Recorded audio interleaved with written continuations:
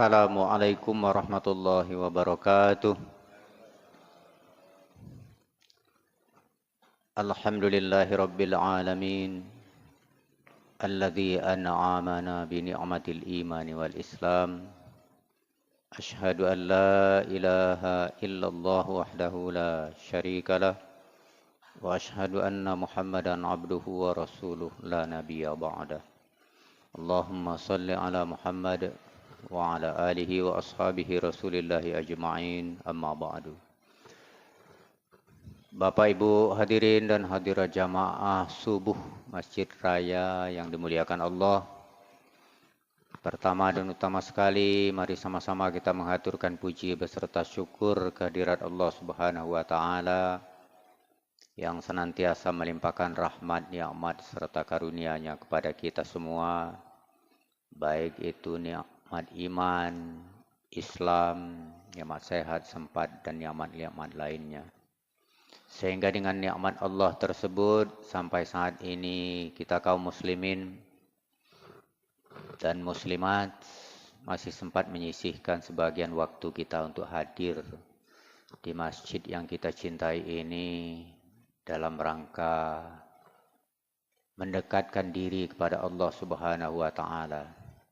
Salah satu di antaranya dengan melaksanakan ibadah salat subuh berjamaah. InsyaAllah dengan ibadah-ibadah yang kita laksanakan akan semakin mendekatkan diri kita kepada Allah Subhanahu wa ta'ala. Salawat beriring salam dan intinya kita mohonkan pada Allah Subhanahu wa ta'ala kiranya dapat disampaikan kepada arwah junjungan kita Nabi besar Muhammad sallallahu alaihi wasallam. Allahumma salli ala Muhammad wa ala ali Muhammad. Bapak Ibu hadirin jamaah salat subuh yang dimuliakan Allah, kita sekarang masih berada di bulan Zulhijjah.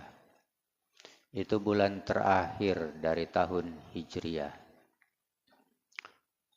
Dan barusan kita sudah melewati ibadah haji.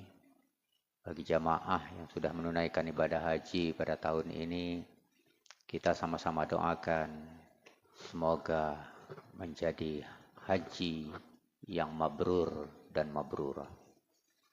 Dan setelah itu kita melaksanakan ibadah kurban dan semuanya sama tujuannya untuk mendekatkan diri kepada Allah Subhanahu wa taala. Semoga ibadah haji dan ibadah kurban yang kita laksanakan diterima oleh Allah Subhanahu wa taala. Bapak Ibu hadirin jamaah salat subuh yang dimuliakan Allah, bulan Zulhijjah ini bulan terakhir. Dan bahkan bulan Zulhijjah ini hanya tersisa lebih kurang 4 hari lagi. Itu artinya kita akan menapak tahun baru Islam. Tahun baru Islam ini kadang-kadang bagi umat Islam tidak jadi perhatian. Tapi cobalah kalau kita tengok tahun baru Masehi itu, seminggu sebelum itulah sibuk. 3 hari apalagi sehari sebelum tahun baru Masehi itu. Wah, sibuknya bukan main. Yang sibuk itu wong Islam. Wong Islam itu sibuk nengok persiapan tahun baru Masehi 1 Januari itu. Tapi 1 Muharram itu kadang-kadang tidak jadi perhatian bagi umat Islam sendiri. Padahal itu tahun baru Islam. Mari sama-sama kita jadikan perhatian tahun baru Islam itu untuk menjadikan pelajaran bagi kita. Karena bergantinya masa, bergantinya waktu, bergantinya tahun, harus ada yang berganti pada diri kita. Jangan kita mantap seperti biasa. Kalau ada lagu itu, aku masih seperti yang dulu. Wah, itu kalau untuk amal ibadah masih seperti yang dulu, tidak bagus itu. Untuk iman dan takwa masih seperti yang dulu, tidak bagus itu. Kenapa? Karena iman dan takwa kita harus kita tingkatkan. Iman harus meningkat, takwa harus meningkat, amal ibadah harus meningkat. Jangan seperti yang dulu. Bapak Ibu hadirin jamaah salat subuh yang dimuliakan Allah Subhanahu wa taala. Kita sama-sama tahu bahwa pergantian tahun itu, pergantian masa itu ada sesuatu yang kita rasakan, yang kita rubah, yang kita miliki pada masa itu. Jadi nanti kira-kira 4 hari lagi kita masuk 1 Muharram. Jangan kita abaikan dan jangan sampai kita melupakan sama sekali 1 Muharram itu. Padahal itu tonggak sejarah juga bagi umat Islam. Dan jangan sampai kita 1 Januari sibuknya bukan main, memeriahkannya bukan main, tapi 1 Muharram kita tidak ada melakukan apa-apa. Dan Rasulullah SAW kita sama tahu adalah orang yang dijamin masuk surga. Semua dosa-dosanya sudah diampuni. Baik dosa yang sekarang, yang lalu maupun dosa yang akan datang, dan dijamin masuk surga. Tapi Rasulullah SAW beribadah dan mengabdi serta mendekatkan diri kepada Allah Subhanahu wa taala luar biasa. Sekarang menjelang 1 Muharram, mungkin tepatlah bagi kita sebagai umat Islam untuk mengoreksi diri kita. Apa yang harus kita koreksi? Setidak-tidaknya ada 3 hal. Yang pertama, amal kita. Kita koreksilah amal perbuatan kita selama ini. Gimana amal kita? Sudahkah kita beramal yang baik? Atau masih ada amal-amal yang jahat yang kita lakukan? Dalam Islam ini sebenarnya hanya ada 2. Halal, haram. Baik, buruk. Perintah, larangan.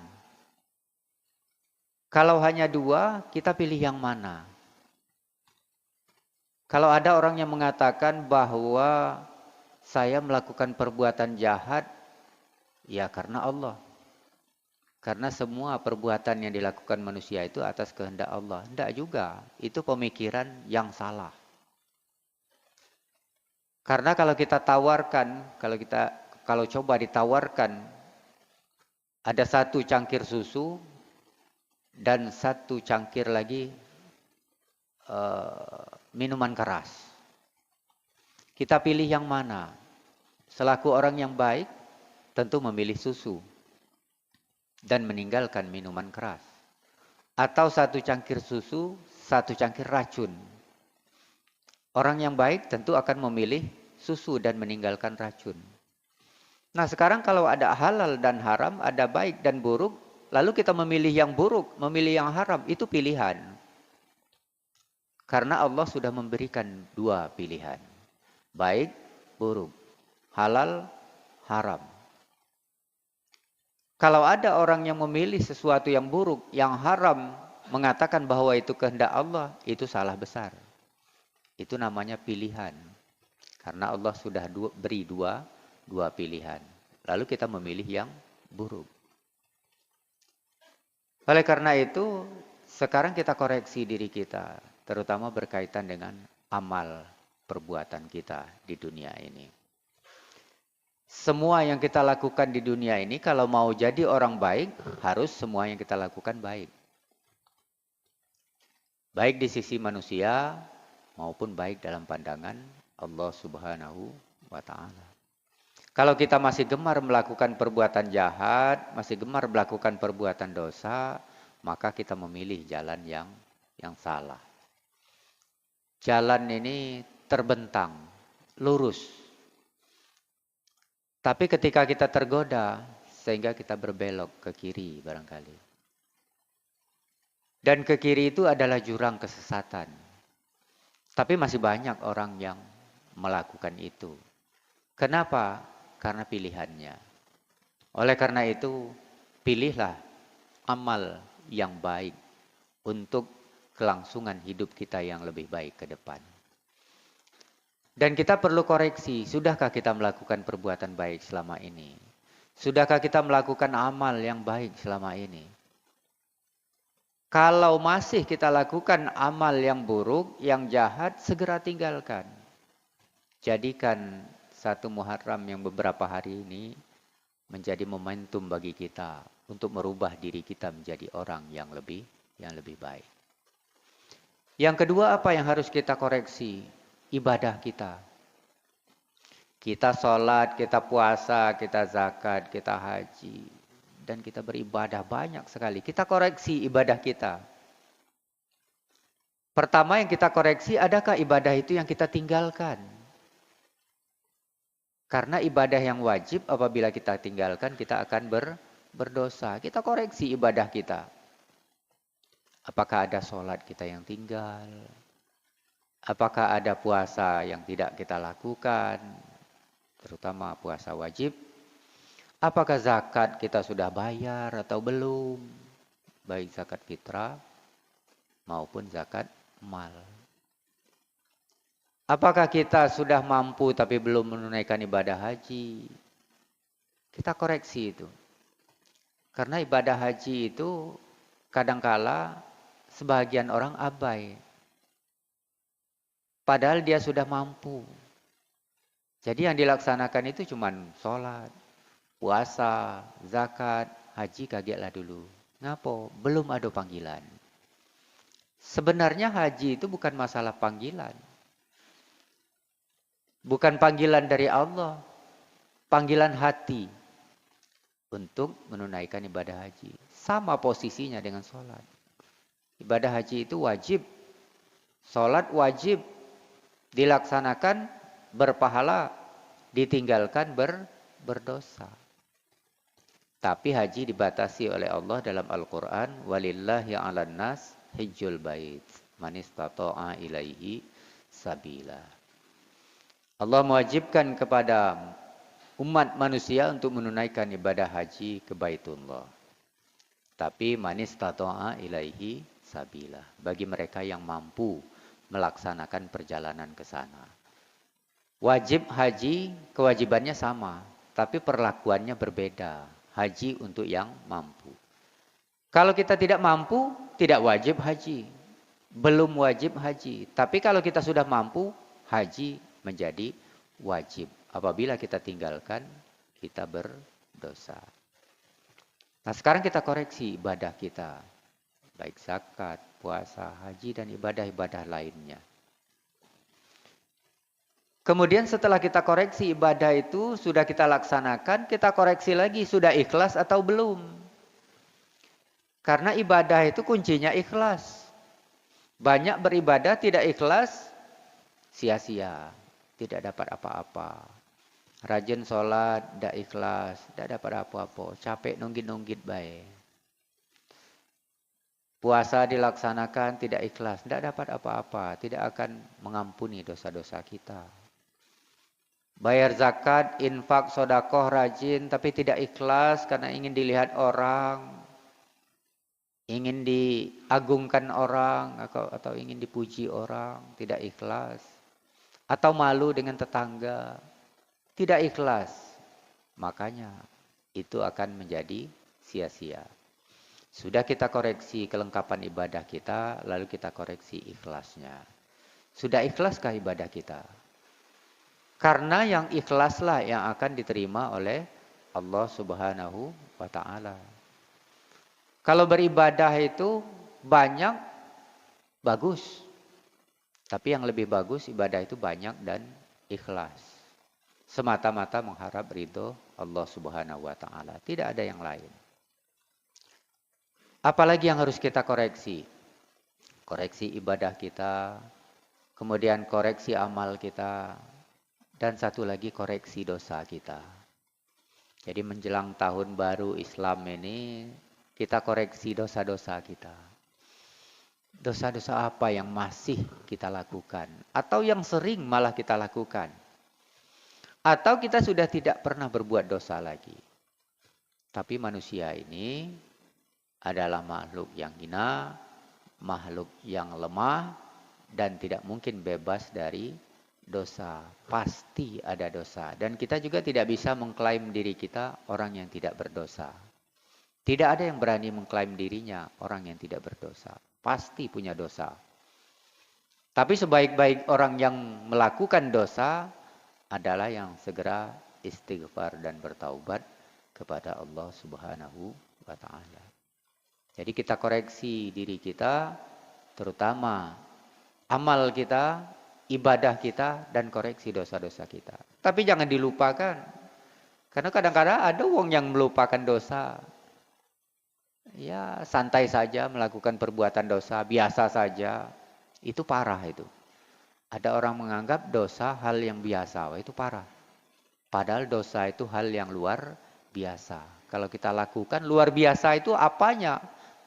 Luar biasanya nanti siksanya dari Allah Subhanahu wa ta'ala. Makanya kita persiapkan diri kita dengan mengoreksi berbagai macam hal itu. Baik amal ibadah kita maupun dosa-dosa yang pernah kita lakukan.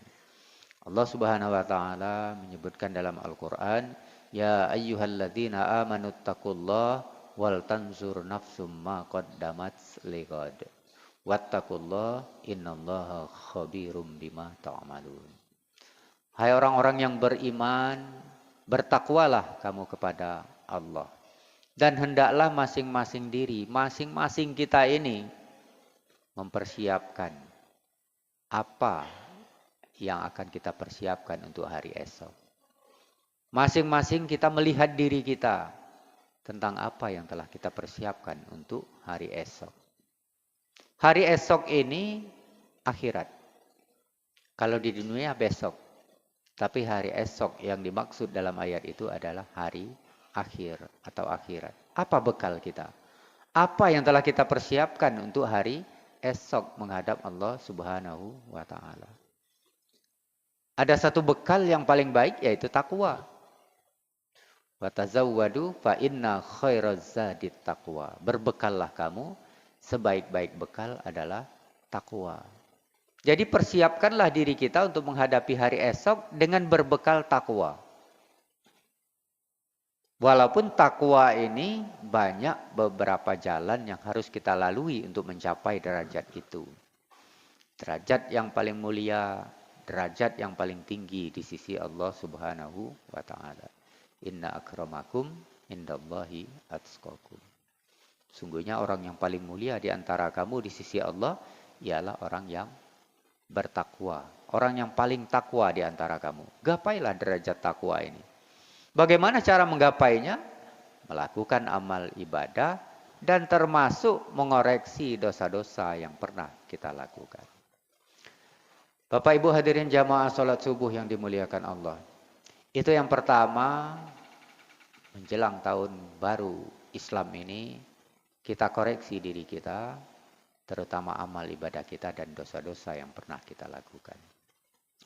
Kemudian yang kedua, jadikan pergantian tahun itu untuk meningkatkan iman dan takwa kita kepada Allah Subhanahu wa ta'ala. Berganti waktu, berganti tahun, iman kita berganti juga dengan iman yang lebih meningkat. Takwa kita berganti juga dengan takwa yang lebih meningkat. Jangan stagnan, jangan mantap, jangan jalan di tempat. Makanya para penceramah sering mengajak, mari sama-sama kita tingkatkan iman dan takwa kita kepada Allah Subhanahu wa ta'ala. Berarti semakin hari iman kita, takwa kita semakin meningkat. Jadikanlah momentum tahun baru Islam, kira-kira 3 atau 4 hari lagi ini, sebagai ajang untuk meningkatkan iman dan takwa kita kepada Allah Subhanahu wa ta'ala. Iman kita semakin yakin, semakin mantap, semakin kokoh pada Allah Subhanahu wa ta'ala. Dan dengan iman yang mantap dan kokoh, insya Allah takwa kita juga akan meningkat. Kemudian jadikan pergantian waktu itu sebagai ajang peringatan bagi kita, agar kita sadar dengan dosa-dosa yang telah kita lakukan dan segera kita bertaubat dan istighfar kepada Allah Subhanahu wa ta'ala.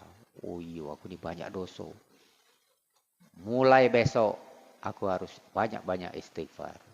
Harus banyak-banyak bertaubat kepada Allah Subhanahu wa ta'ala. Itu kalau orang meyakini bahwa dirinya banyak dosa. Tapi kalau meyakini dirinya tidak ada dosa atau sedikit dosa, nanti dulu istighfar, nanti dulu taubat. Makanya kita sesudah sholat, itu langsung mengucapkan minimal istighfar 3 kali.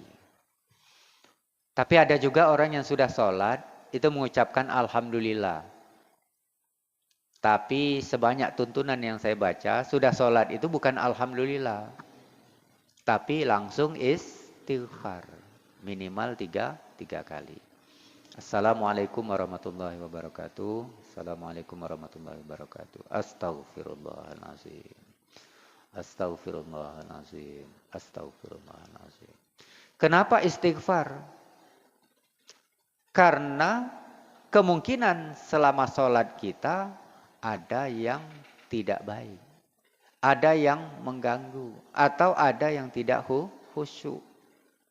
Makanya sudah sholat langsung istighfar.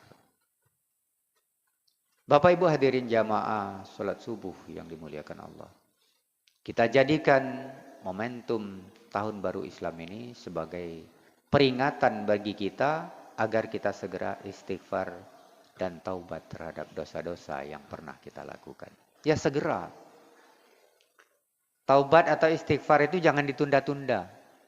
Rasulullah SAW istighfarnya 1 hari banyak sekali. Padahal dosa sudah diampuni. Dijamin masuk surga. Tapi kita dosa banyak masuk surga. Belum tentu. Tapi kadang-kadang malas-malas istighfar.